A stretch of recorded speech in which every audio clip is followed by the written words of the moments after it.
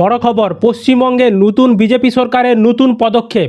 এবার আপনারা সমস্ত সরকারি প্রকল্পের সুযোগ সুবিধা পাবেন। কেন্দ্র সরকার, রাজ্য সরকার সমস্ত প্রকল্পের সুযোগ সুবিধা থেকে শুরু করে নতুন আবেদন করা থেকে শুরু করে, আপনি বৃদ্ধ ভাতা পাচ্ছেন না তার আবেদন করতে পারবেন, বিধবা ভাতার আবেদন, প্রতিবন্ধী ভাতার আবেদন, পিএম কিষাণ প্রকল্পের আবেদন, তারপর কেন্দ্র সরকারের আরও যে সমস্ত প্রকল্প রয়েছে সমস্ত কিছু প্রকল্পের আবেদন আপনারা করতে পারবেন। তো আগে যেমন দুয়ারে সরকার ক্যাম্প হতো, এবার কিন্তু জনকল্যাণ শিবির করা হবে। সেখানে কিন্তু আপনারা সমস্ত প্রকল্পের আবেদন করতে পারবেন। তো নতুন একটি কর্মসূচি নিতে চলেছে নতুন বিজেপি সরকার।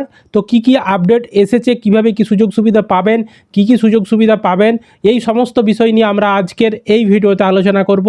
তো অবশ্যই ভিডিওটি বেশি বেশি করে শেয়ার করে দিন, যাতে এই খবরটি সাধারণ মানুষরা জানতে পারে এবং এই সুযোগগুলো তারা যাতে নিতে পারে। আর এই ধরনের তথ্য আপডেট পাওয়ার জন্য চ্যানেলটিকে সাবস্ক্রাইব করে রাখবেন। ফেসবুক থেকে যারা ভিডিওটি দেখছেন পেজটিকে ফলো করে রাখতে ভুলবেন না। দেখুন, শুভেন্দু অধিকারী মুখ্যমন্ত্রী তিনি কি বলেছেন, আগে সেই বক্তৃতাটা আপনাদেরকে আমি শোনাচ্ছি, তারপর আমি বিস্তারিত আলোচনা করে দেব। 3 দিন প্রত্যেকটা ব্লকে এবং মিউনিসিপ্যালিটিতে, বড় ব্লকে 2 জায়গায়, ছোট ব্লকে 1 জায়গায়, বড় মিউনিসিপ্যালিটিতে 2 জায়গায়, ছোট মিউনিসিপ্যালিটিতে 1 জায়গায়, কলকাতা কর্পোরেশনের ক্ষেত্রে প্রত্যেকটি বড়োতে আমাদের জনকল্যাণ শিবির হচ্ছে 15, 16, 17, 3 দিন ব্যাপী। সেখানে ভারত সরকার মাননীয় প্রধানমন্ত্রীর নেতৃত্বে এবং রাজ্য সরকার একযোগে কি কি পরিষেবা জনগণকে দিতে পারে সেটা আমরা জনকল্যাণ শিবিরের মাধ্যমে করব। যারা বিভিন্ন স্কিমে, পিএম কিষাণ সম্মান নিধি থেকে, শ্রম দপ্তরের একাধিক স্কিম থেকে, আমাদের প্রধানমন্ত্রী সূর্য ঘর থেকে, স্বচ্ছ ভারত থেকে, রাজ্যের অন্নপূর্ণা যোজনা থেকে, বার্ধক্য ভাতা, দিব্যাঙ্গ ভাতা থেকে শুরু করে যা যা প্রকল্প আছে কেন্দ্র এবং রাজ্যের, সেখানে নাম নথিভুক্তকরণও করতে পারবেন। এবং সেই কর্মসূচির ক্ষেত্রে আমরা বিস্তারিতভাবে তাদেরকে জানানোরও ব্যবস্থা নিয়েছি।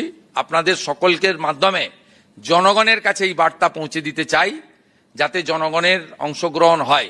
তো দেখতেই পাচ্ছেন, মুখ্যমন্ত্রী শুভেন্দু অধিকারী তিনি কিন্তু জানিয়ে দিলেন যে আমাদের পশ্চিমবঙ্গে 15, 16, 17 এই 3 দিন জুন মাসের প্রতিটি ব্লকে 2টো করে ক্যাম্প করা হবে। সেই ক্যাম্পে সাধারণ মানুষ যাবে, গিয়ে রাজ্য সরকারের বিভিন্ন প্রকল্প, এছাড়াও কেন্দ্র সরকারের বিভিন্ন প্রকল্প, তারা সেই প্রকল্পের আবেদন করতে পারবে। কোনো সমস্যা রয়েছে সেই সমস্যার সমাধান করতে পারবে। ধরুন আপনি বৃদ্ধ ভাতা পাচ্ছেন না, তার আবেদন আপনি করতে পারবেন সেই ক্যাম্পে গিয়ে। বিধবা ভাতা, প্রতিবন্ধী ভাতা, আপনি তার আবেদন নতুন করতে পারবেন। আপনার জব কার্ড নেই, জব কার্ডের আবেদন করতে পারবেন।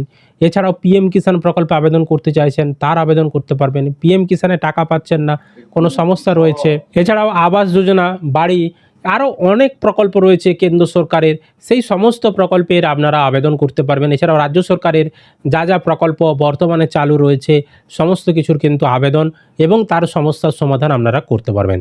তাই অবশ্যই আপনাদের কোনো যদি সমস্যা থেকে থাকে বা কোনো প্রকল্পের সুযোগ সুবিধা নিতে চান, ওই 15, 16, 17 এই 3 দিন যে ক্যাম্প হবে, হ্যাঁ অবশ্যই আপনি কিন্তু আপনার ব্লকে একটু খোঁজ রাখবেন বা পঞ্চায়েতে একটু খোঁজ রাখবেন যে আপনাদের এলাকায় কোথায় ক্যাম্পটা হবে।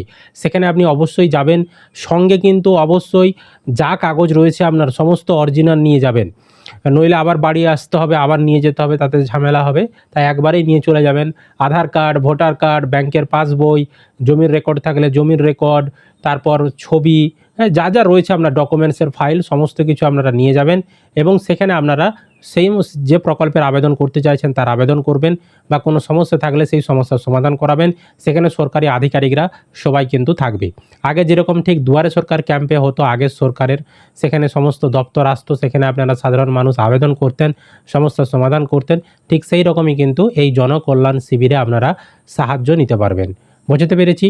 তো এই উদ্যোগটি আপনাদের কেমন লাগলো অবশ্যই কিন্তু কমেন্ট করে জানাবেন। আর ভিডিওটি বেশি বেশি করে শেয়ার করে দিন, সকলেই যাতে খবরটি জানতে পারে। আর এই ধরনের তথ্যমূলক আপডেটগুলো সবার আগে পেতে চ্যানেলটিকে সাবস্ক্রাইব করে রাখবেন।